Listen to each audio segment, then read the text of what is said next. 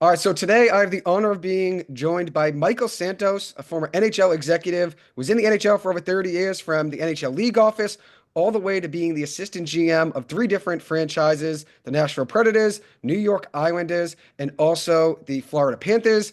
Mike, truly a pleasure having you on the podcast today. Thank you so much for taking the time. How are you doing? I'm doing great, Joey. I just ran my second half marathon in 3 months, and I'm looking forward to my next one. And down the road, Boston, which I've wanted to do my whole life. So I'm doing great. How are you doing? I'm happy to hear that. That's awesome. Congratulations on finishing. That's awesome. And hopefully you're here in Boston one day running. That'd be awesome. But I'm doing well. It's truly awesome having you on here. I know, when I met you on the phone, probably sometime in August, you were telling me about your career in the NHL, and I was always intrigued by, how successful you've been. Obviously being a former BC guy, playing hockey at BC, and then now being an NHL executive for over 3 decades. Very impressive career. So being able to hear your story is truly awesome. So thank you for taking the time.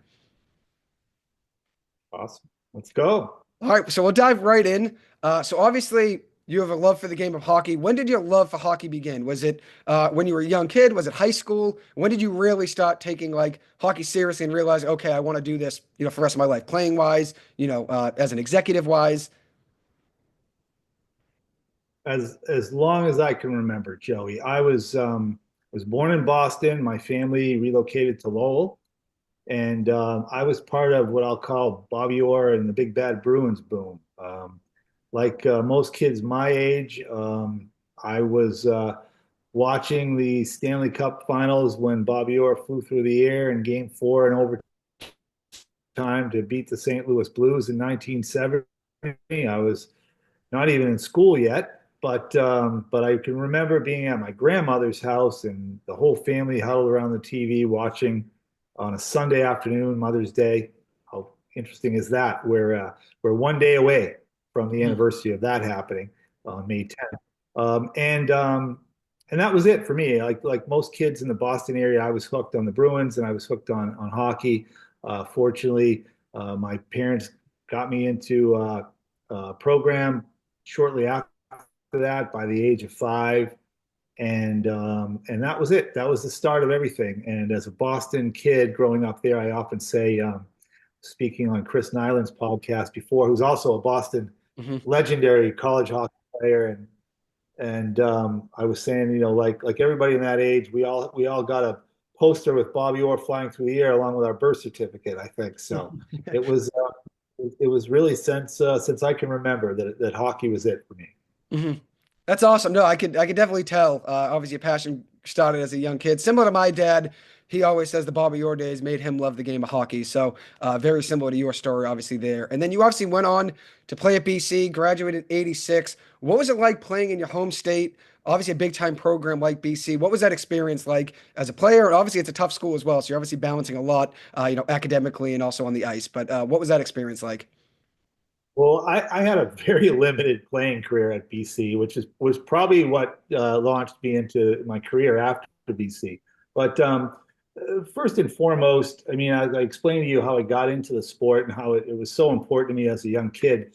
Um, how I ended up at BC is an interesting story. I had opportunities to play not only hockey but baseball at some other schools, but BC was the dream school. I mean, if you grew up in Boston, typically it was Boston College, it was Boston University, it was Northeastern, and for some of us who were maybe a little higher educated or more intelligent, it was Harvard as well. And let's face it, we all grew up watching the Beanpot, loving the Beanpot. I can remember again as a youngster watching BU and BC play in the NCAA finals. Um, and that was the dream for me, like so many other kids. What really attracted me to Boston College was I was on a visit, and the legendary coach Snooks Kelly, who was retired at the time, was sitting at the front of McHugh Forum like he did every day.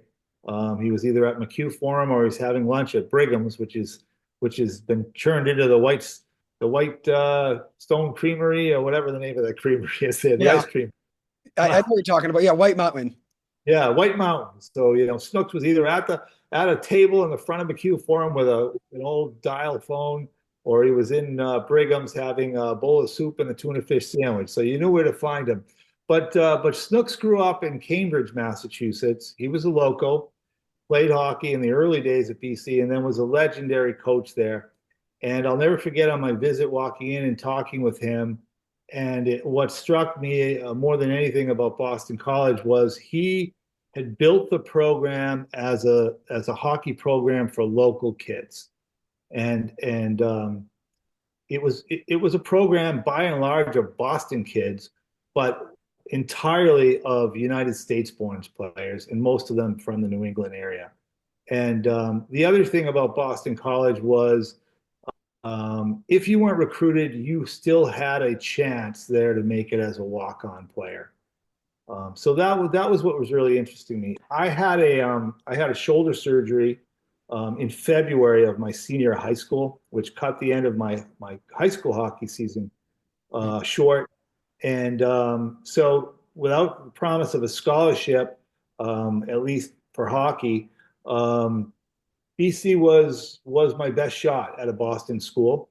Mhm. Uh, and I liked everything that it stood for as far as what Snooks told me. Lenny Siglarski was the coach at the time. He was also a local person who had played there for a long time, played for Snooks, and then lived in Duxbury at the time on the South Shore. Mhm. And so it sort of carried on the legacy of Boston College and being for local guys. So I applied, I was accepted, had the opportunity to go out for the team, which was great. And interestingly enough, my roommate at Boston College, who's a BC Hall of Famer and an NHL, had a great NHL career, including time with the Boston Bruins. My roommate was the first Canadian-born player to ever play at BC, and that's Ken Hodge Jr. His Mhm. dad was a legend for the Bruins back in the '70s, like the team we had talked about earlier in this podcast. Um, he um, he had been born in Ontario, but had grown up his whole life in Linfield. So he really wasn't a Canadian, although he was technically the first Canadian player that ever played at Boston College. And it was great, and it was very competitive. While I was there, the team did make it to one Frozen Four, qualified for the NCAA's 3 of the 4 years. It was a solid program, but what was really awesome about it was back in those days, um, it was traditional that you grew up in your town or your area of your town, you played youth hockey for those programs, and then you moved on to the high school level. And so you played against the same kids your age growing up, no Mhm. matter where they were in New England, but especially if you were anywhere near the Boston area. You played in the same leagues against the same kids. Mhm. Somebody's mom picked you up in the old station wagon and took you to practice and took you to games, and that's the way it worked. And Boston College was that same feeling because it was those same guys, those same kids that you grew up playing with and against that were there. BU was a little different. They were probably, I don't want to say 50% Canadian, but they were significantly a Canadian team at the time. Northeastern was the same, and Harvard was really diverse as far as where a lot of their players came from. Mhm. Anyway, from there, I suffered shoulder injuries in my freshman and sophomore year, which required surgery. It's my second and third surgeries. Mhm. At that point, my roommates and my friends on the team were excelling, and my junior year, I was actually offered the chance to coach the women's hockey program there, which was in its infancy back in those days. Certainly, women's hockey wasn't what it is today. Mhm. It was primarily played at the club level nationwide, Mhm. and most of the women's college hockey, at least that was any good, was located in New England and in Boston. Particularly, Northeastern had a very strong program back in those days. Harvard and the Ivy League schools had good programs, primarily because a lot of the women that played on those programs came from prep schools, and that was probably the only place that women's hockey was offered at the time. Um, and of course, UNH and Providence had strong programs as well. Mhm. So that was a terrific experience for me because although my playing days were over, Mhm. or or at least competitive playing days were over, it still kept me close to the program. I really enjoyed coaching the women who were my same age at the time. I really understood the effort they put into it. They weren't on scholarship. Many of the practices were, during dining hall hours in the evening, or they were early in the morning. We didn't travel with the traditional coach bus. Instead, we went to places in vans, and it really got me back to what the sport was all about, what the roots were all about. And at the same time, I mean, fortunately, my friends and my roommates who were still involved with the men's team, included me in pretty much everything. So it was great. It was a great experience, and during my tenure there at Boston College, there was as many as 12 to 14 players that came through in my 4 years that had significant careers in the NHL, not just a cup of coffee, but significant careers in the NHL. Mhm.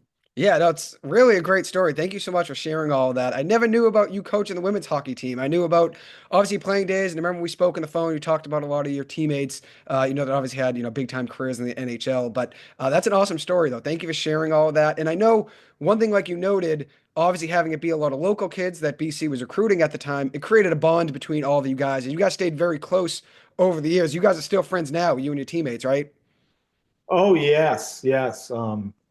Well, again, I mean, we grew up. That was the way things were done back then, right? I mean, there weren't all these independent programs. You didn't have kids that were from Lexington playing for a junior AAA premier team in Texas. Like it just didn't work that way. Hockey, especially in New England and the Boston area, was really territorial. It was really the city or the town you were from. You represented it. You grew up. You played against the same kids. You knew the same kids growing up, and it was everybody's goal, at least in the Boston area. You know, I would say more to play college hockey than it was to be a professional hockey player because college hockey was so important, and it still is so important in Boston. Mhm. And then the relationships just they went on from there. I was fortunate to have a career in management in professional hockey. I had friends and roommates that had professional careers playing, um, and the BC bond was real. And I could speak to other schools, whether it be Providence or Boston University or Northeast and Harvard and UNH and guys that played for other universities that have that same sort of bond because that's the way we all grew up with the sport back in those days. But BC was a special place where more than anything I met friends and it taught me or us to be active in life, to take an active part in your life, but also to take an active part in your friendships, not only the ones you have, but the ones that you seek to make. And so we get together often. We have even though we're old, we have text chains where we stay in touch and wish each other happy birthdays and still do those types of things. And we're still all big supporters of BC. Like we as you know, we have a standing tailgate party on the top of the ComAv garage that's been going on for years now, and everybody's invited. Some of my friends have had kids now that have gone through BC. Everybody's welcome, and it's not just former hockey players, but it's other former athletes, but more importantly, just friends, guys and women that are friends that we've been friends from college, and it's really true, as I'm sure you know, that you do become friends for life with these people that you meet at Boston College. You do, for sure, definitely. And I know your tailgate is a big time tailgate. You were tailgate of the game one time, right? Yeah, One game, I remember you saying that. So I remember stopping by. I didn't get to see you at the tailgate, but I saw you at the game. But it looked like a big time tailgate, a lot of people, and it's definitely something you guys celebrate every single week when BC has a home game. So awesome to see, obviously, and I appreciate you sharing all those stories about BC. And I would say you definitely made it. Whether you look at your career as a college hockey player, and then obviously now as a front office executive for 3 decades, you definitely made it at the end of the day. And making it in college hockey and professional hockey, you did everything, and obviously everything in between. So. Very impressive, obviously, everything you did accomplish. Now we'll jump into the NHL side. And right after you graduated, I know you graduated from BC in '86, and you got a master's degree, and you also worked for the NHL league office at one point. And I think it was 1988 and 1989. You started working in the league office. It was in New York. I remember reading online a little bit before we talked. I saw that you spent some time in New York working for the league office, kind of setting up a lot of events such as the All-Star Weekend, the NHL Draft, and everything, those sort of matters in the NHL, obviously the big time events. What was that like working for the league office, obviously, and getting your foot into like the business side of the NHL? So things were obviously a lot different back then. I'm graduating BC. My roommates, friends are graduating BC, and a lot of them were actually going to NHL training camps in the fall. Mhm. I certainly have that opportunity. And like a lot of young people, even though I just graduated with a degree in communications and another in English, um, I really didn't know what I wanted to do. But like again, like many people today, I loved sports. I especially loved hockey. But we didn't have sports administration or sports management programs in those days.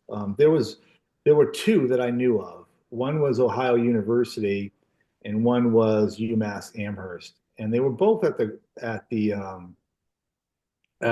graduate level. But nobody really knew what they were. I mean, obviously they've exploded around the country now. In the last 25 years, especially. Mhm.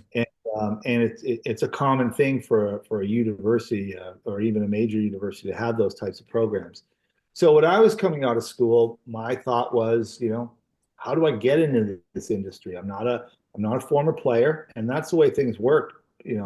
Once upon a time was typically the management positions, especially those dealing with operations like hockey operations, went to former players. Most of the general managers were former players. So it was really a closed circle. So what I did was I actually sent my resume in the mail and a letter that I typed on a typewriter at BC.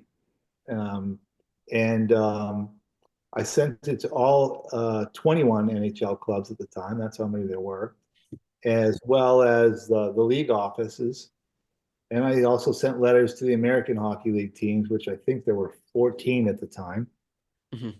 And I received a couple responses. One was from the Pittsburgh Penguins, which offered me a game night internship. And then I received a phone call from the National Hockey League offices in New York, and offering me a full-time internship, which was odd at the time. So I didn't get off the internship. I got offered an interview. So I had some friends that were actually Hockey East officials, referees, that were Amtrak engineers. So they threw me on the train in New York, and I got a free train ride down there with the only suit I had on my back.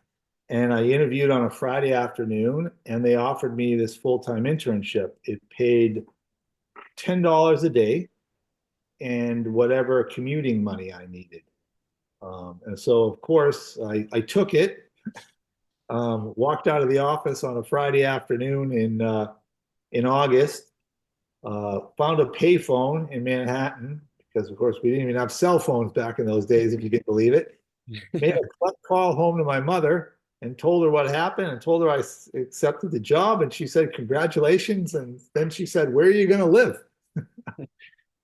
Because, of course, I told them that I could start on Monday, right? Yeah, of So, course. I actually spent that weekend in the Port Authority bus terminal. And Wow. that's where I stayed that weekend. And trying to think of anybody and everybody I knew, particularly from BC, that may have, been from New York or from New York. And I finally connected with somebody who I knew from BC that was from Spring Valley, New York. And they knew someone who had a basement in their home that they were willing to rent out to me very cheap. It had a stand-up shower and a sink and a toilet, and that's pretty much all that was in there. But I took that, and it was it was right near the Tappan Zee Bridge, and it was about an hour or so commute on the red and tan bus into the city every day, and an hour back. And bought a cot at a yard sale and a sleeping bag, and that's what I did for a year. And it really it really taught me about networking, the things I'm sure they still talk about today now in school. Mhm. Um, but what I did was I actually went and volunteered to work game nights for the Rangers, the Devils, and the Islanders while I was doing my internship. And that ended up opening up a lot of doors for me because I was able to see over 100 hockey games that year. Um, and I was able to do so. And I think they paid me about 30 or 35 bucks a game. And I'd also get a free meal in the press room There you for go. the game. So which was usually better than I was able to provide for myself. Mhm. And I had a little bit of money to make it, and that's all I needed, right? All I needed was the opportunity. I tell people now when I speak to them that all you need is the opportunity, and when you're at that age, I mean, when you're a young person, you don't have the obligations that naturally come in life. Whether that's you get married or you have children, or maybe you have a parent that needs care. You have a lot of those things as life goes on. It's just part of life. Mhm. And those responsibilities come, and you can't shrug those responsibilities. But when you're in that small window of just finishing school, and 20 bucks, goes a long way in your pocket, and would definitely get you a through a weekend at Ryan McFadden's on 42nd Second Street with beers. Um, you can do it. You can make those sacrifices that you can't make, not too long after when all those responsibilities start to come. So that's what I did. I worked a lot of games, made a little bit of money to survive on. But most importantly, when working all those games, I met everybody in the hockey world. Whether that was just, you know, running copies of stats and putting them in front of them, for the next period, or, in the press room talking with media people. And it really, from that came a full-time job, which was with the New Haven Nighthawks of the American Hockey League. Pat Hickey, who I met that year, was a former Rangers player, um, had become the general manager of the New Haven team in the American Hockey League. And coincidentally, it was also the year that Wayne Gretzky was traded from Edmonton to the LA Kings, and New Haven was LA's top minor league affiliate. So everything sort of worked together, which was really karma, I guess. The other thing that I was able to do just before leaving the NHL was they were working on the first NHL All-Star Weekend, which occurred in Pittsburgh Pittsburgh in 1990. So I left the NHL in May or June, actually. It was after the Stanley Cup Finals that year. So it was late June of 1989. Um, they had already begun essentially trying to create a weekend event like the NBA had done earlier with their dunk competition and their 3-point shooting competition. And so, fortunately, with my background and the trust they put in me, I was able to work on a team that developed and created the NHL skills competition, what was the NHL Heroes of Hockey game, and all the things that went into creating the NHL All Star Weekend. But then I left for New Haven. that was a great experience. And another thing I would encourage young people who want to get not just in the hockey but the sporting world to do, which is work at a lower level. Working for an NHL team or an NFL team or anything is great. Um, but the problem with that when you're young is if you're working at that highest level and you're in a certain area or department, you're probably strictly in that area or department. When you work for, say an American Hockey League team like I did, the office was much smaller. I think there was 7, maybe 8 employees that we had that worked for the team.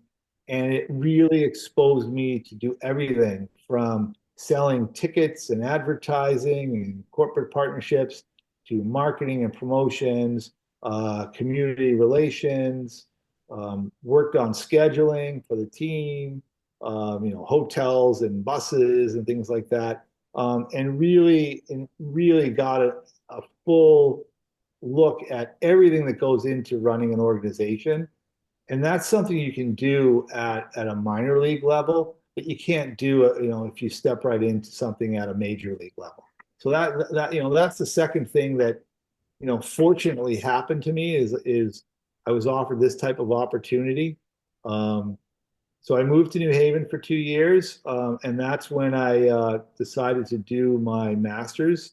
Um, uh, as correspondence. I had to go to Alabama for 3 months uh, each summer to so I could be on campus and finish the program that way. But the rest of it, they allowed me to do, I guess the way it's done now with online classes, right, and do it in an asynchronous fashion, if you will. Mhm. So I was able to do two things at the same time, get a lot of experience. I believe I made $12,000 my first year in New Haven, which was a huge step up for me. Mhm. Um, Now I was having beers and chicken wings at the bar under my apartment called Archie Moore's, which was still there, and did that for a couple of years, and then I got a call from the NHL, and they offered me an opportunity to come back. And at this point, they had put a small team together. I think there was 4 or 5 of us that were charged first with the NHL All-Star Weekend and the draft, Mhm. and we were to live on site, each year and produce those events and make them bigger and better and create, the types of things you see on TV today, where the draft is televised, Mhm. and it led from one thing to another to Hall of Fame inductions to Stanley Cup Finals, where they just were trying to make everything uh, more of an event than just a game. Um, for the reason of they were able to attract corporate money Mhm. and sponsorship dollars and whatnot. Mhm. So that was a great experience. I was in Montreal at the time, working out of the NHL Montreal office, and I had had a long time goal of going to law school.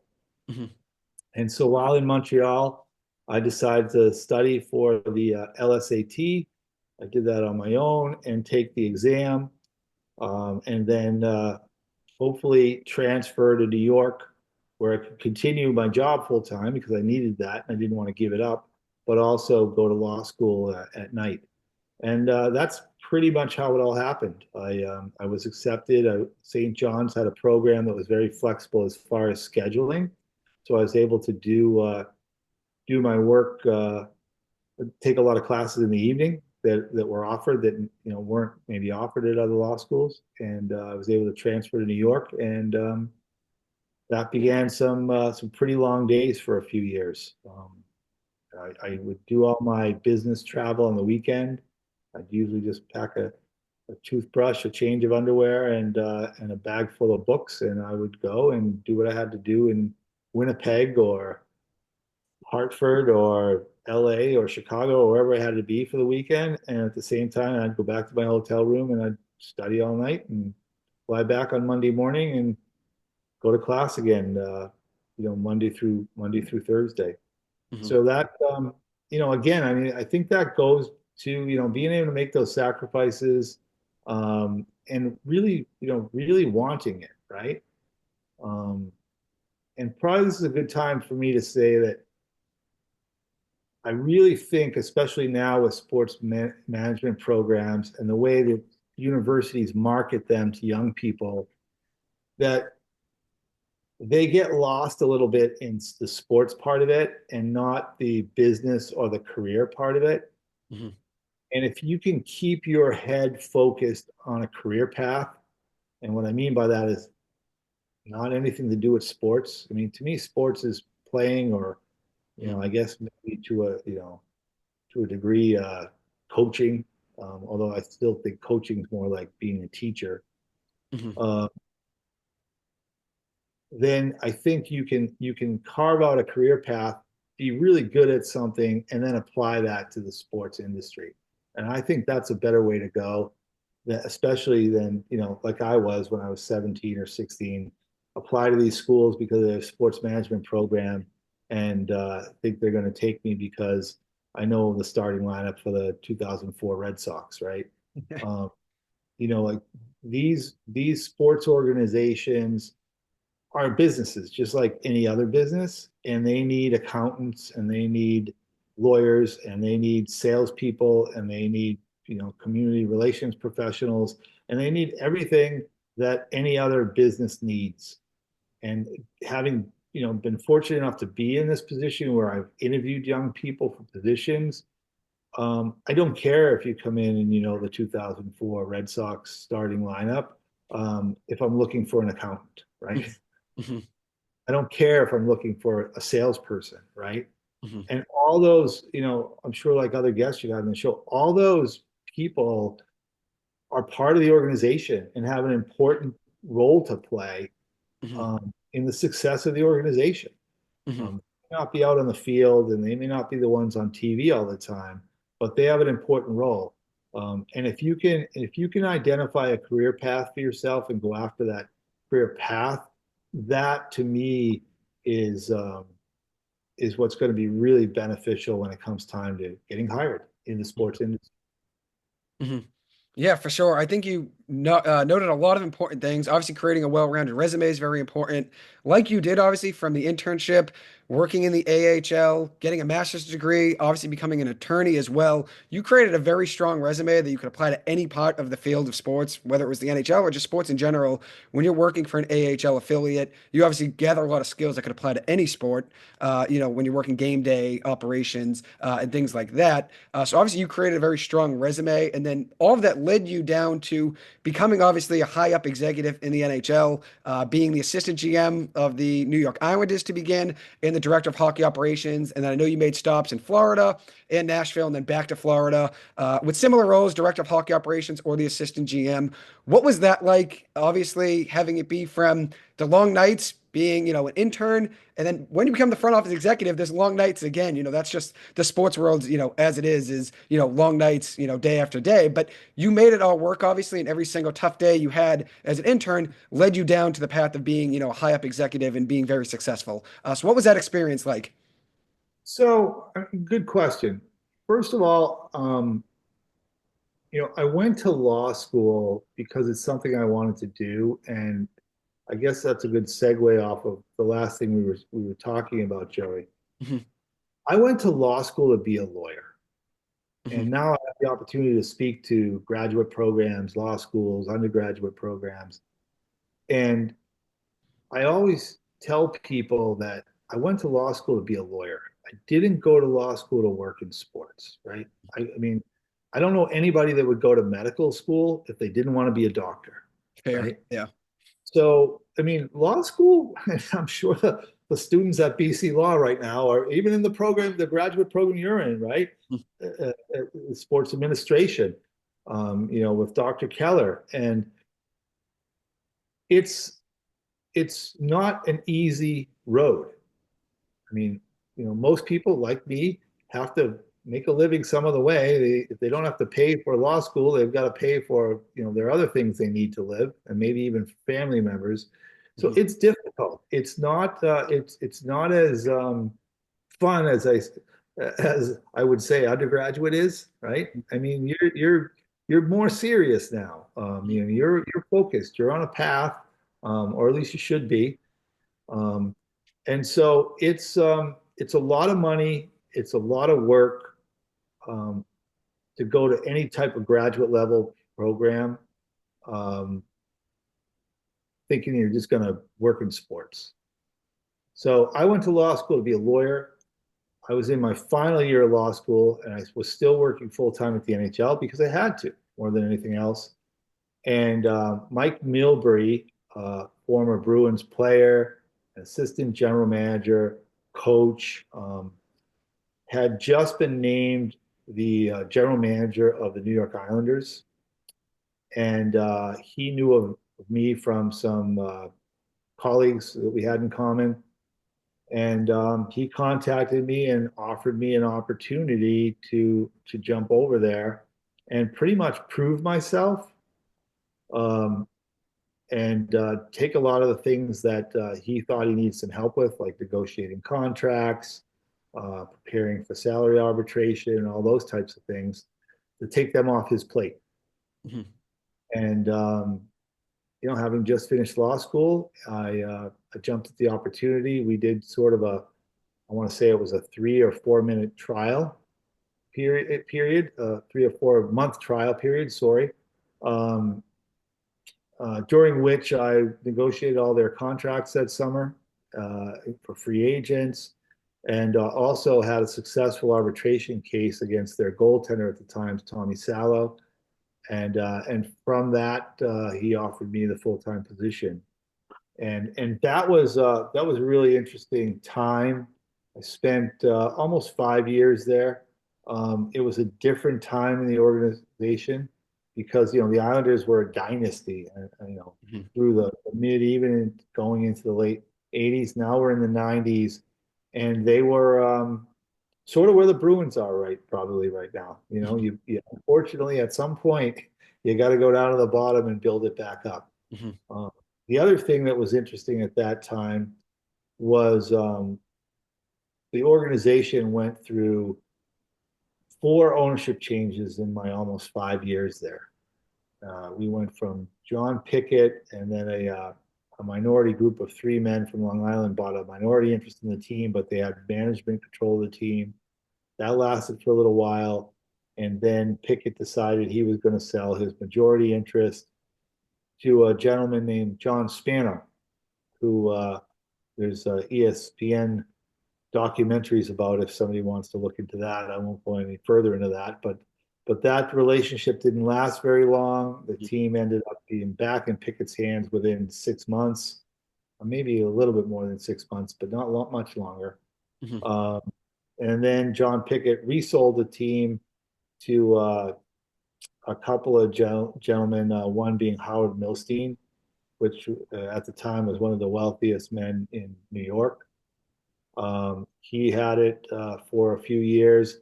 That was more of a real estate play. They were looking to develop a lot of the real estate around the arena Mhm. um, in Long Island.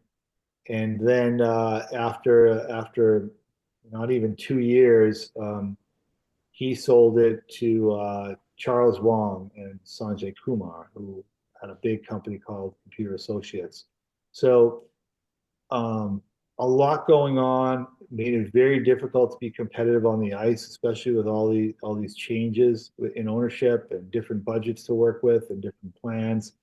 Um, but Mike stuck through it the whole time, and of course, the fans who maybe don't know everything that's going on internally were really tough. The New York fans are tough anyway. Yeah.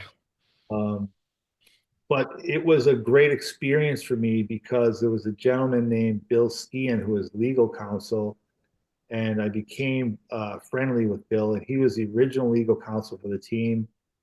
He was getting up closer to retirement age, and he really sort of helped me and took me in on a lot of things, and offered to get me involved in some of the legal things that you know I wasn't necessarily involved with just from a hockey standpoint.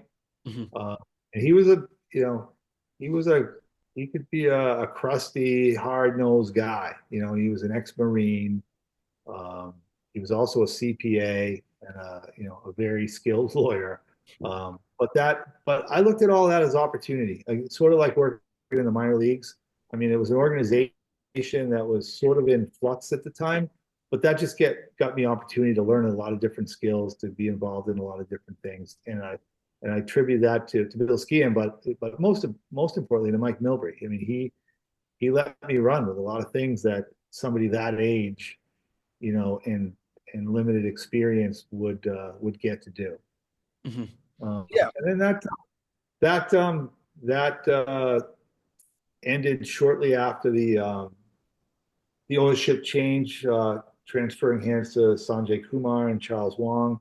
Um, but during that time, I also had befriended a number of legendary figures in the Islanders organization. One was Bill Torrey, who was a legendary GM there, Al Arbor, who was a legendary coach during the dynasty years, as well as a number of those guys that played back in the year. Mhm.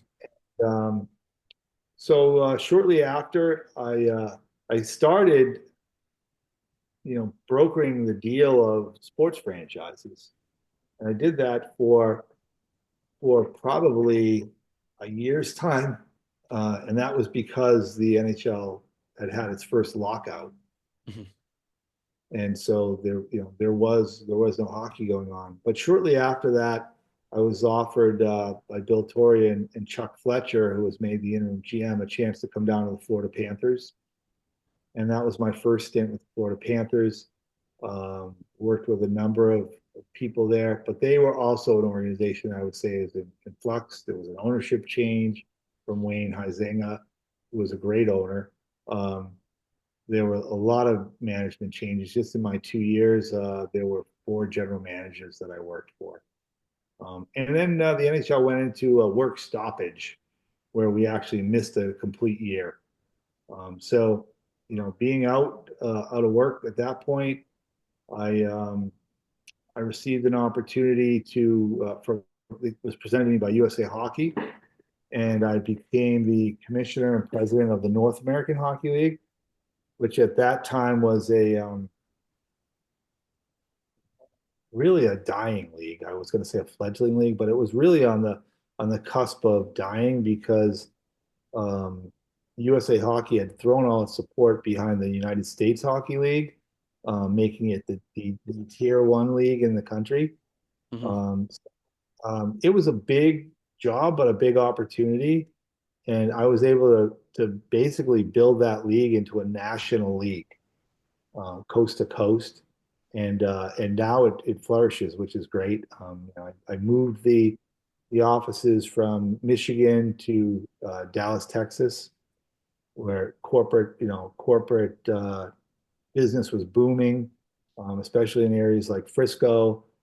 We put our headquarters actually in the Dallas Stars practice facility, and I'd like to think that at least in the United States that I was the first one that was able to market hockey at that level, the junior hockey level, amateur level, uh, and bring in money, whether that was licensing money, deals with stick companies, equipment companies, as well as corporate partnership money.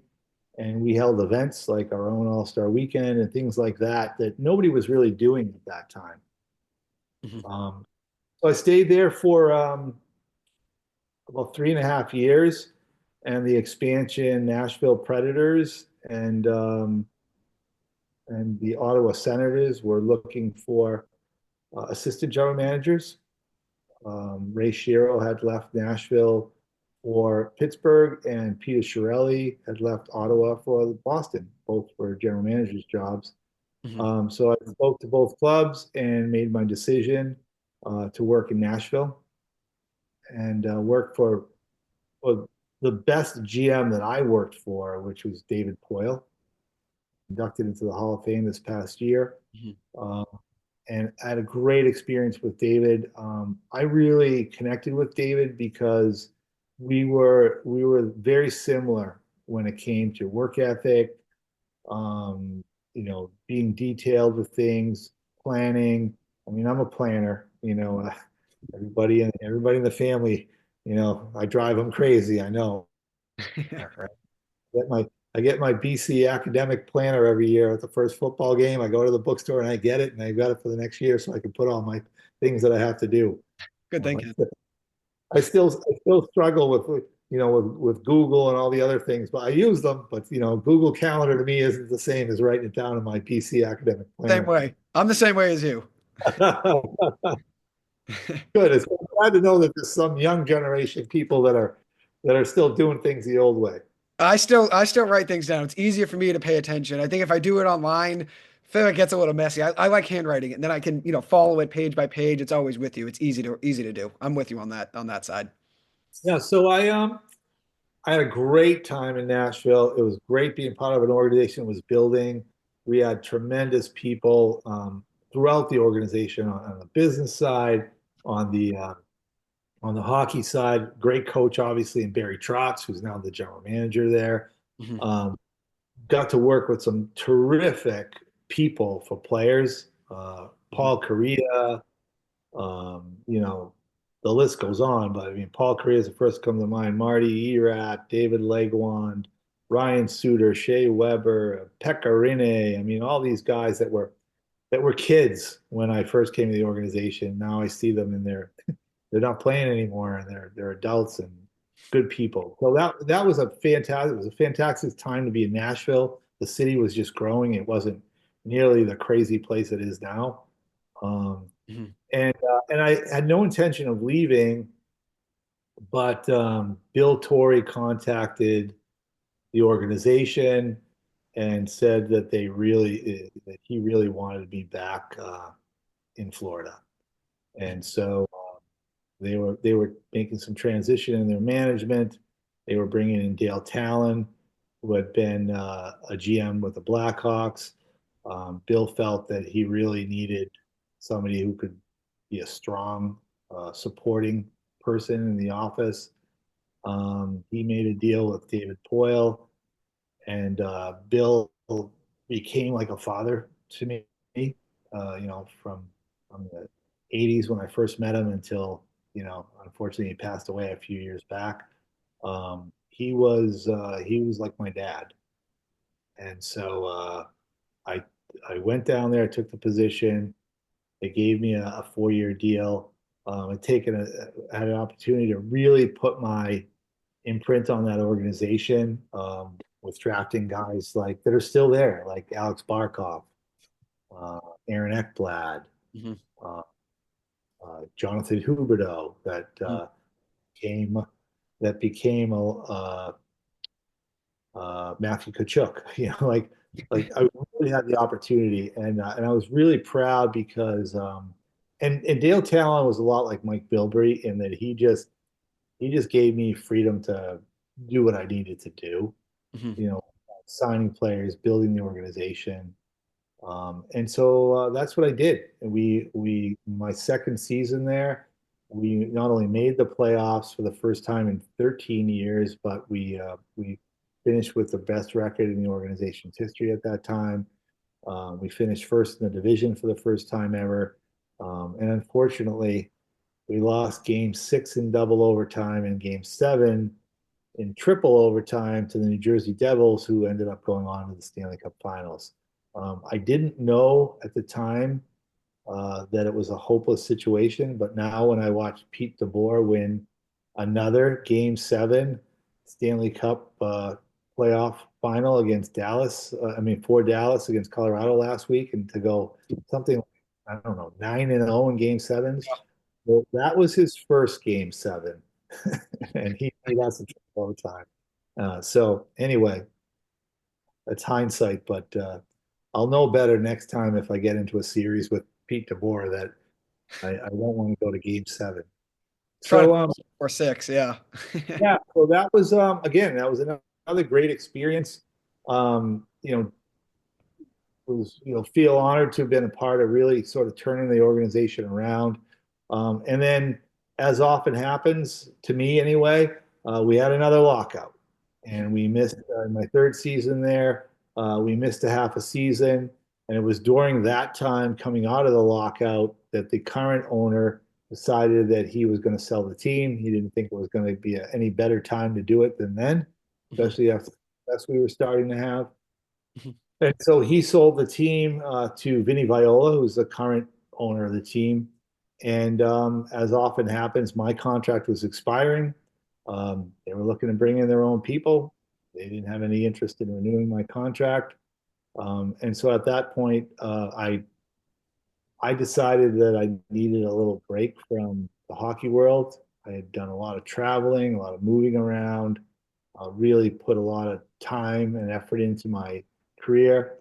And I wanted to try, as I was aging, I wanted to try to do some other things in my life. Not necessarily disconnected with hockey. Some of them are, but I wanted to, before it was too late, I wanted to try to do a lot of things. I also wanted to be able to spend, you know, the odd weekend at Boston College with my buddies at the big tailgate, which I never got a chance to do.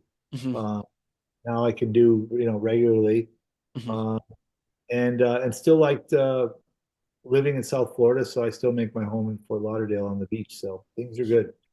Yeah, no, for sure. Things really did work out. If you look at your career as a whole, obviously from the beginning to the end, and obviously you could still jump back in. I'm sure there's an NHL team that would love to have you right now. But even if things ended, where it did, obviously with Florida, and then I know you jumped back into the AHL at one point after that, with Norfolk Admirals, right? You jumped in, worked with them, I think sometime after that, if I remember correctly. I got a call in 2017. That team had been sold to a new owner, and I actually got a call from the outgoing ownership that said that, I think this new ownership group could really use some help. Mhm. And so they brought me in there for 2 seasons as the president, which was another great experience, and I still have a lot of great relationships in CHL from it. So yeah, I did that along with doing some other things. I had stints with the Eastern Hockey League, which is a tier 3 junior hockey league based on the Atlantic Seaboard with a lot of teams in the New England and even Boston area. Mhm. That was fun to work at a different level, and I even spent a year working with one of the club hockey leagues, um, the uh, the Eastern League, which is I was recommended by my close friend and another BC alum and an All-American, Joe Augustine, who was played for those national title, Mhm. well, not national title, but the team that went to the national finals Mhm. in the 70s with Joe Mullen and all that great. Joe Augustine's been a legendary coach at University of Rhode Island for years. So Mhm. he got me involved with that league for a year. And yeah, so it's been fun to keep my hand in the hockey world doing those things. And then, but more importantly, it's been I've had the opportunity to build my own little businesses, and that's been fun too.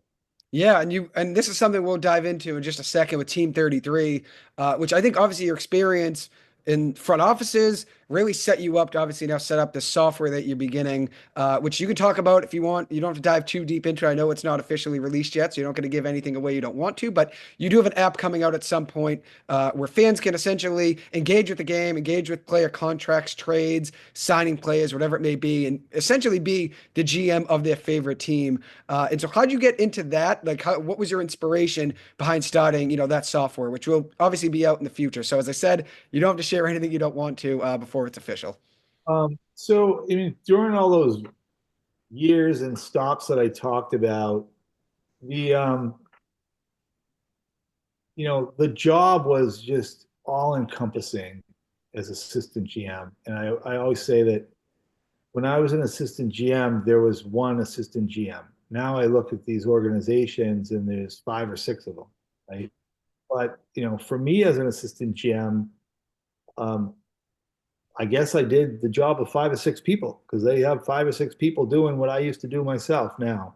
Mhm. Um, and so time was at a premium. I had to be very efficient at what I did. I couldn't afford to make mistakes because it could cost millions of dollars in the end. Mhm. And so I was always seeking out better ways to do things. It was also the uh, the age of analytics was just entering the sport in my last few years. Hmm. And there's always been, and I think there still is, especially in hockey, a disconnect between the traditional scouting of hockey and the analytics world. They just don't get along. Hmm. And so I was trying always to find a way to bring those two together. And all the different things I tried, I finally had put some things together.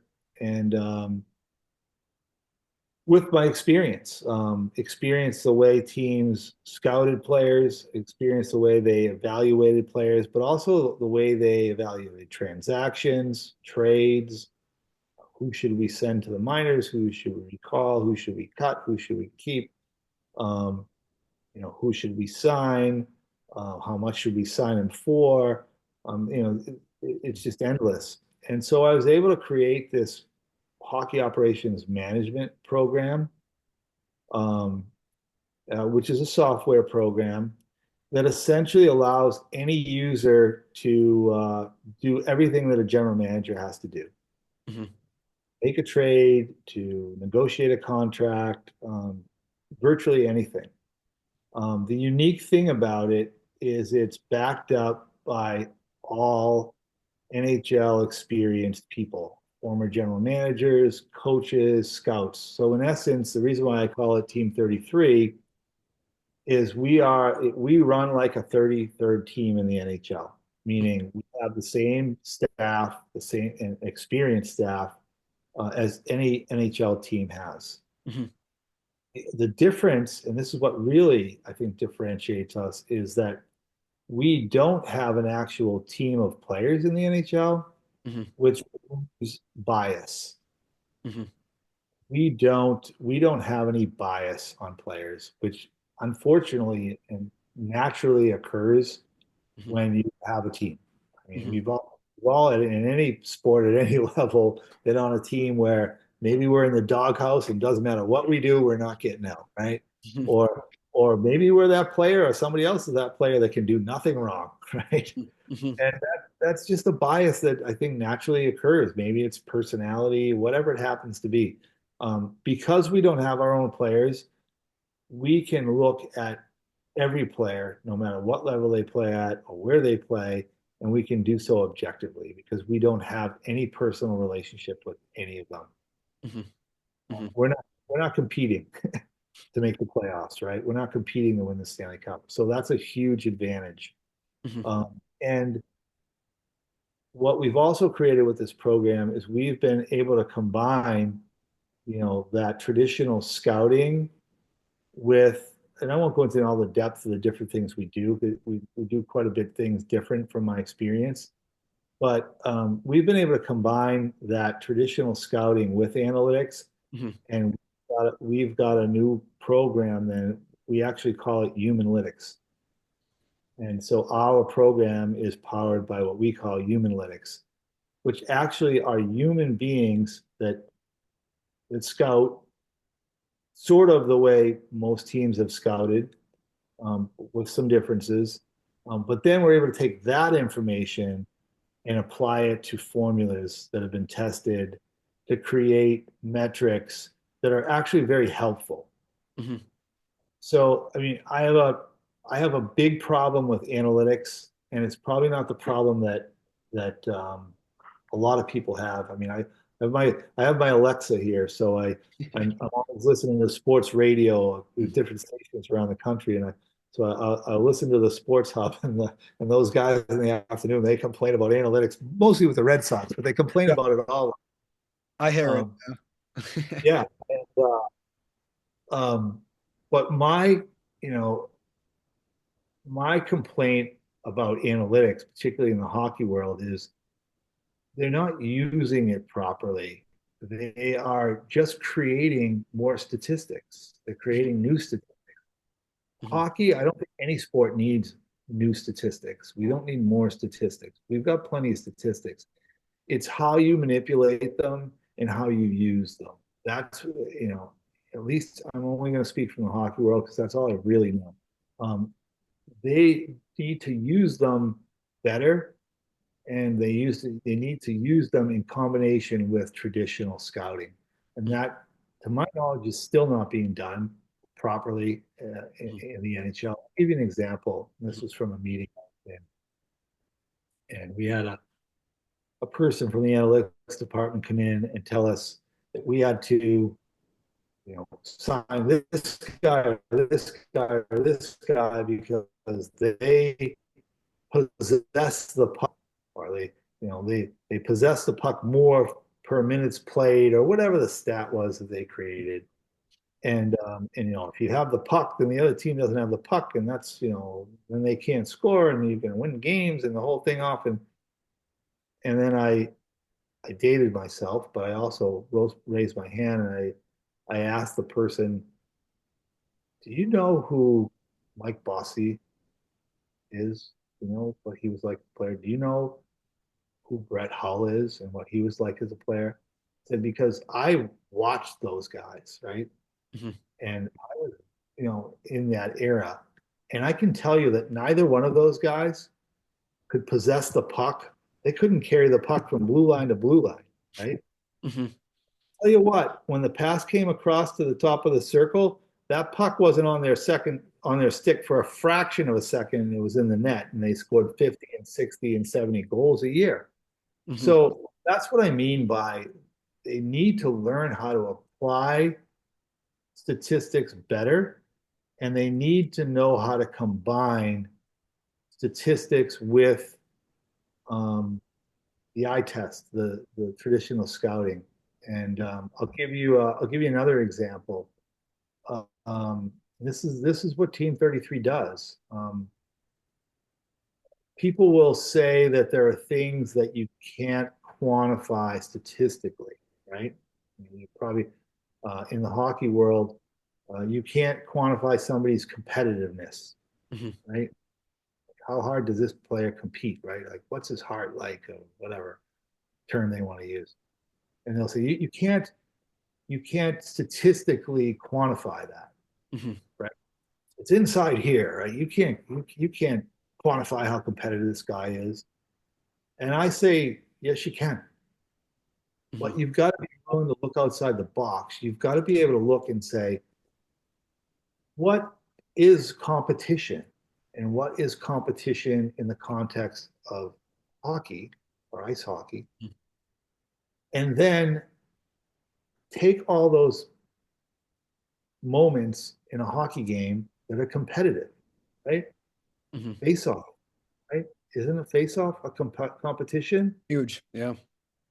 Player in a game. I mean, how many face offs do we have in a game? Mhm. Huge opportunity Mhm. to measure competitiveness, right? Mhm. Had people say to me like, "Well, how do you do that for a defenseman? Defenseman doesn't take a face off." And you know what my answer to that is? What? If my defenseman was good at face offs, he'd be taking every damn one of them. So don't, right? Fair. As long as you're winning them. So don't tell me like, "Oh, he's a defenseman. He can't take face offs, or he doesn't take face offs." If Mhm. I had a defenseman on my team that was one of the best face off guys in the league, you bet your ass he'd be taking every face off, right? Important ones, right? Mhm. When there's a when there's a puck in the corner, right? Or when there's a potential icing and there's a race, that's a competition, right? Mhm. The defenseman going to get to the dot first, or is the forward going to get to the dot first, right? The puck's in the corner. There's one puck. Who's going to come out with it, right? Mhm. A shot on goal is a competition. Mhm. Yeah. Trying to You're trying to stop me from scoring. There are so many things like that, and we can talk about hockey sense, and we can talk about all these other things that people say, oh, you can't measure competitive. No, you can. Mhm. Got to be willing to look outside the box, and you've got to be willing to take the traditional eye test scouting and find a way to combine it with statistical analysis, which is analytics. hmm Yeah, I think that's a great way to look at it, honestly. And I'm really fascinated by the way you see it. I'm really appreciative of your insight because obviously having a long career in the NHL before analytics became, big time. Then obviously you were there even during the transition with analytics becoming bigger and bigger. But I do love your insight there. And one thing I have a question about, which I'm sure I'll see in Team 33, one day when it's released. How did you manage against a budget? Obviously, with all the different owners you had in New York. Obviously, there's a different probably budget that each team wants to potentially spend on free agents, trades, whatever it may be. How do you operate against a budget, especially against, the salary cap? How difficult was that? So managing a budget was much more difficult before the salary cap. Hmm Because those days it was my owner saying, I don't care what that team spends, this is what we're going to spend. hmm Yeah. And, I I can remember, when Howard Milstein and Steven Gluckstern bought the Islanders, Mike Milbury and I had to actually go down to his office in the World Trade Center.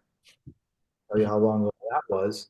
hmm And we sat in his office and he said, just letting you guys know, we're cutting the payroll next year to $13 million. At that time, the Red Wings were, on the top of their game and winning Stanley Cups, and Heisman was still playing, and they were spending somewhere near $70 million, which back in those days was a lot of money. hmm Definitely. Oh, we got to compete, hmm and we had to just find a way, and we had to make a lot of tough decisions. hmm And we had to go with a lot of young players because they made less money, and we took our lumps competitively. We definitely did. hmm But when the collective bargaining agreement came into place, um, particularly my time with at the very end with the Islanders, but then also with Florida the first time, and then with Nashville, I was with organizations that were, cash poor at the time. Well, even though there was a salary cap, hmm uh, there was also a floor. So hmm there was a minimum Yeah. that you could, and the teams I worked for during that early period, that was the payroll, and it was the last time I was with Florida too. It was the floor was our budget. hmm It hmm made it a little bit easier to be competitive because now the spread between the teams that were spending the most money and the teams that were spending the least amount of money wasn't so great. hmm You know, than 16 million, but at least it wasn't 60 million. hmm That, we had to be smarter. And for me personally, I had to work harder at negotiating good deals, hmm fair deals, but I couldn't screw up a deal. hmm I I couldn't all of a sudden. I'm going to throw him under the bus right now, but I couldn't give Jerry Swayman $8 million a year. hmm hmm And frankly, back in those days, I don't know what analysis the Bruins did, but we would have been forced to say, okay, are we going to keep Allmark or are we going to keep Swayman? Well, Allmark's going to be this much, Swayman's going to be that much. Allmark signed. Let's not trade the signed guy before we get the other guy signed first. Then we can decide. Like those are the types of things we had to go over and be detailed about, hmm and really pay attention in negotiation. I mean, we had to, if we couldn't get a deal and players filed for arbitration, we had to go to arbitration. We didn't, like, I didn't walk into an arbitration ever, um, hmm and settle hmm before. Like, I went in there fully expecting that we were prepared and we were going to get the best result by letting an arbitrator decide for us. So hmm that was really important. What I see now that's happened, and Gary Bettman warned everybody about this when the salary cap first came in, is the salary cap has become a magnet. And now, I don't know, maybe these owners all have a lot of money now, but now everybody's budget is the salary cap as hmm opposed to something less than the salary cap of the floor. The last team that wasn't like that was the Arizona Coyotes until Utah now. hmm But they were For sure. one of those teams working on a budget. But that's the most difficult part about managing budget. Um, hmm look, our country has a problem managing budgets, right? hmm I mean, Definitely. they haven't been able to balance a budget since what, Bill Clinton. hmm So I mean, hmm it's a problem with people. People love to spend money, hmm right? And now they have this thing called credit, which is what you're seeing going on in the sports world now with all these deferred payments. Yep. It's a dangerous game to play, and if you don't think it is, then ask the Mets who still pay Bobby Bonilla, ask the Islanders, and by the way, that was after me. Still paying Rick DiPietro 1.8 million a year. Mhm. Uh, Neither one of them have played the sport for a decade or Mhm. more. So, people love to spend in this country. They Mhm. don't, and they don't like to save, Mhm. and they don't like to be constricted by a budget. Mhm. Mhm. I think you learned that perfectly through your time in the NHL. From working your way from the bottom to the top, you see when you're working with an AHL team, obviously the budget that they're working with is a little different than the NHL for everything, from the game day operations to the player contracts. It's a smaller budget, than the NHL has, and obviously the NHL is a bigger landscape. So I understand why, but you learn all of those things and how to manage, each and every resource you have. And one thing you did great, and I know you already pointed out a good amount of them, like Ekblad and Barkov and Korea. How did you manage, like, when you're watching a player, what were some of the qualities you looked for? How'd you manage what they did on the ice versus, who they were off the ice? I know interviews, that's a big part of the NHL draft. You're going to be interviewing guys, getting insight, which I know the NFL does the same thing. NBA, everybody tries to get insight into each player and who they are off the ice. So you can see some of those things, like the competitive landscape and how competitive they are on the ice, some of those qualities you mentioned. What were some of the qualities you looked for in a player as a free agent or, obviously in the draft as well? So I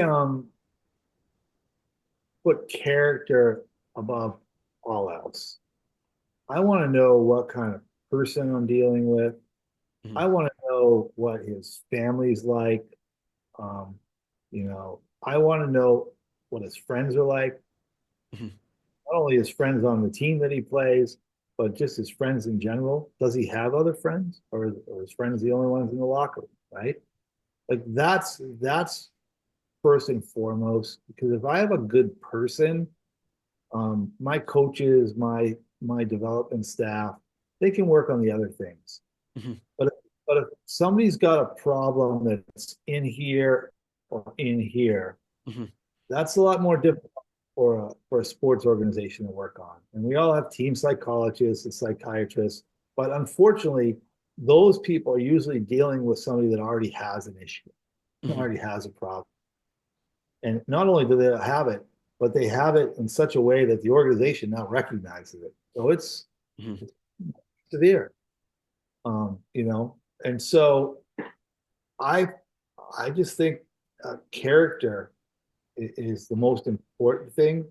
And obviously we did interviews for the draft, and I've heard some ridiculous questions, and I've heard some good questions, right? Mhm. Uh, I remember interviewing Barkov for the draft. That was in 2013, and in New Jersey. And Seth Jones was a prize pick that year. McKinnon was going number one. Mhm. We had the second pick, and everybody thought we'd go with Seth Jones, who is a good person, by the way. Mhm. Uh, Character flaw with him. But I remember the question I asked Barkov, and it goes to what I just talked about 10 minutes ago. I said, if there's an important face-off in a big game, the third period in our zone, can I count on you to win that face-off? Right? Most people go in there and go, well, who's your favorite player? Who do you Mhm. pat in the game after? Mhm. I want to know, does this kid have character? Is he competitive? Does he have hockey sense? Mhm. You know, and Barkov just said, I think his answer was, I will win. He was obviously from Finland, really born in Russia, but from Finland. I think his answer was as simple as, I will win that face off. It was no bullshit. You can count on me, and my coach always puts me out there for that stuff. Huh. It was pretty simple. Like I saw his character, I saw his competitiveness in that simple question, and that's what I've always leaned on. I mean, people have their own things, um, but built it really goes back to how I built Team 33. It's Mhm, it's thinking out of the box and finding ways to measure things that most people think you can't measure. mhm, mhm, That's the stuff in here, and that's the stuff in here, and mhm, you can measure it. You just gotta you just gotta find a way to do it. mhm. Yeah, no, I love that insight. Thank you so much for breaking that down. It's really cool hearing about what you ask in those interviews, since people always say, there are tough questions and good questions, but it's good to obviously hear some experience, and especially with a guy like Barkov, a guy you drafted so high, and obviously, panned out being a very good player in the NHL. So I'm thankful for that insight. I have only have a last few questions for you. Don't want to hold you too long, but one last thing, we'll talk about Team 33. When do you expect that to be released? And for anyone listening that's interested, when do you expect them to be able to, purchase that? Some sort of subscription for that. So we are in a capital raise uh, state right now. We're looking Mhm, to raise capital so we could finish. Our app is in the third phase of five as far as being developed and built. mhm, And the only thing holding us back right now is investment and mhm, money. So if there's anybody listening to this that's interested in seeing the program, I know you've seen it, mhm. as Awesome. getting involved, you know, reach out to you through the podcast. You can get a hold of me. For sure. Um, but our hope is that we'll have it launched before next hockey season. So Awesome. sometime in the late summer, early fall. That's the plan right now. It's like everything else. It's just money. Mhm. For sure. I'm The, excited the though. one thing, yeah, I think it's going to be an exciting product. It was initially developed for NHL teams, but I just see a much better use for it just by being a consumer product that anybody can use and get insights. And just since you've seen it, Joey, we're actually working on even more that's going to be connected to this, like players' individual social media accounts, all sorts of things. So you'll be able to do a deep dive into any player you want, Mhm, um, everything and anything you want to know about that player, including professional opinions about that player. But whether you want to use that for your fantasy team or follow your favorite team or call sports radio or place a bet on FanDuel or whatever it is, I think this is going to be groundbreaking information that the public will have. mhm. Yeah, it's gonna be really cool. I'm psyched. Obviously, I saw the demo of it, and it was very in depth, awesome, very clean, smooth app, and everything you showed me. I know I was very, very excited. So I can't wait to see it. And obviously, everybody listening, I'm sure they're psyched as well. Any big time hockey fan would love to see it. And if there's anything I can do to promote it, I'm happy to help in any way possible. And I know you're very busy. You have a very busy schedule. Obviously, your entire career as an executive in the NHL, working with the NAHL, obviously something you already noted, which I was reading online. A couple people online accredited you with saving that league and stabilizing it, and obviously you grew it as well from 16 teams to 21 teams. Obviously, with the Eastern Hockey League, you've had a lot of experience, AHL, ECHL, and you still have found the time somehow to still be a professor as well, which is something we'll dive into really quick. But with your whole entire career and everything you've been doing, free time is not very easy to come by. And obviously with Team 33 now, that's obviously taking up, a lot of time as well and a lot of your focus. How do you find the time to be a professor at Clark University, Georgetown, St. Thomas, and then now eventually BC this fall? Um, you know, it was about 10 years ago that Endicott College approached me about teaching a sports law course. They were looking for somebody that was qualified to do it. I'd never done it before. Mhm, Um, I, I just said, look, I'll do it, but this is how I'm going to do it. Like mhm, I want, um, I want students to work and I want them to be rewarded for their work. mhm, Uh, Not so sure that the asynchronous online program is built for me, but I'll give it a try. mhm, Uh, and to the credit of Endicott, they allowed me to sort of create my own curriculum, teach it, the best way I knew how, and mhm, it turned into, like everything else.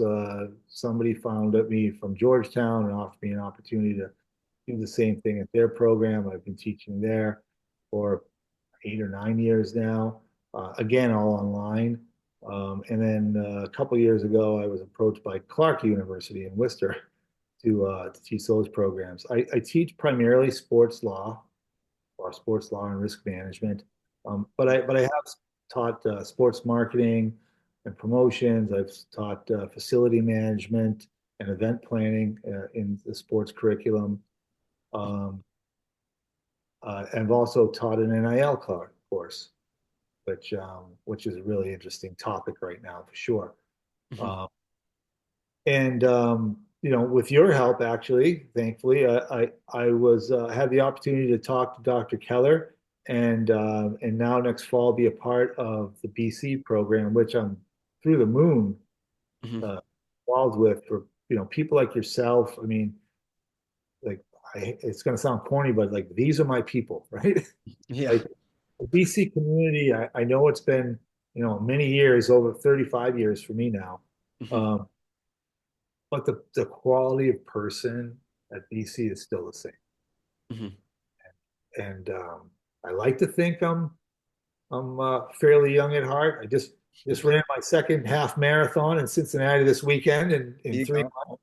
So I try to stay involved with young people as much as I can, primarily because I think that people who enter any academic program, you have to understand that the end goal is not for them to even pass your class or um, to get a 4.0, or the end goal for them is to get a career, Mhm. get a prosperous career. And so that's how I really like to teach. I like to teach my subject matter, and I think I teach it in a way that will help you beyond the classroom, beyond EC. I like to say it's done as a real life experience. Mhm. And the other thing is, I really like to help young people with their career search and with maybe a network of people I know. Maybe I don't know anybody, but if I do, I'm willing to open the door. And sometimes it's just a matter of continuing the relationship or the friendship, and eventually something's going to pop up, and I can say, well, I get the perfect person for you, right? I mean, Mhm. people that still reach out to me from organizations and places that are looking for good young bright people. Mhm. So yeah, so I'm excited. The other part about the BC program is I'm very excited to actually teach in the classroom. Mhm. I I believe I can be that much more effective in person, um, because I think you can build a better relationship, and I'll find out. But I think that students, they're paying for it, or maybe the parents are help pay for this education. I think they take it a little more seriously when they have to show up in a classroom Mhm. and get involved. Mhm.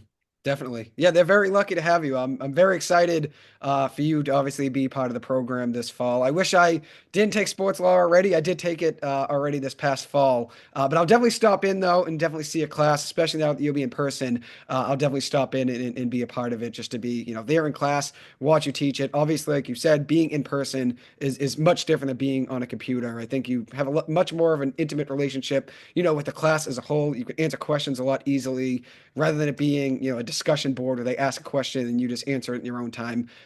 Being there in class and obviously being attentive and being there is very important. So I'm very excited for you to be able to teach that, and obviously considering everything you juggle and everything that you're part of, I'm sure BC appreciates your time to have you back obviously on campus and be part of the program. You'll be a great asset, I'm sure, and that's why I know when I was talking to Dr. Keller about you, I said I feel like he can be such a great asset for the program from the law perspective, the sports law perspective, and then also from the executive side, being in the sports world, being a high up executive in the NHL. Not many people can say that, especially having as long of a career as an NHL executive as you have. Not many people can say that. So having you there is definitely going to be special. I don't want to take up too much of your time, Mike. One thing I do want to ask you is I do have your shirt on today, the one you sent me in the mail. I hope something good happens to you today. Where did that line come from? I know that's one of your favorite lines. I always wonder where that came from. It's a very special line that I do like. I don't remember where I first heard that or saw it. I think it came from a movie and it just clicked with me, but I've been using it for years. And so I actually have a t-shirt company too. It's a fun t-shirt for people in Boston called Boston Tea Company, Mhm. TEE. Find it online. But I just decided a few years ago that I just make up a whole box of those shirts, different sizes, and so now whenever I run into friends or things like that, I give them a t-shirt and send them a t-shirt. I think it's just a good message. Definitely. I love it. No, it's a great shirt. Really nice. I hope something good happened to you today. I could say successfully something did happen good to me today having you on the podcast. Thank you so much, Mike. Don't want to take up any more of your time. You gave me so much, information and insight, and everybody listening is definitely better off now hearing all of your story and all of your insight. So thank you so much, Mike. Much appreciated. Hopefully have you on again sometime in the future. Yeah, that'd be great, Joe. I'm happy to do it. Hopefully there's some people that listen to this that get something out of what I have to offer. And I'll leave everybody with this that, you know, ask your questions with a purpose. Mhm. If you ask your questions with a purpose, the purpose is to listen to the answer, Mhm. not self-talk or ask a question. And Mhm. if you listen to the answer, that's the most important part of communication that gets overlooked more than anything else is listening. Mhm. So, Joey, see you soon. Thank you so much, Mike. You're the best. Much appreciated. I completely agree with you. Asking questions, obviously, with the purpose, not only helps you as the person answering it, but everybody listening is much better off. So, thank you so much. I could definitely say that everybody listening to this has a much better hold of what goes on behind the scenes in the NHL. So, thank you, Mike. Much appreciated.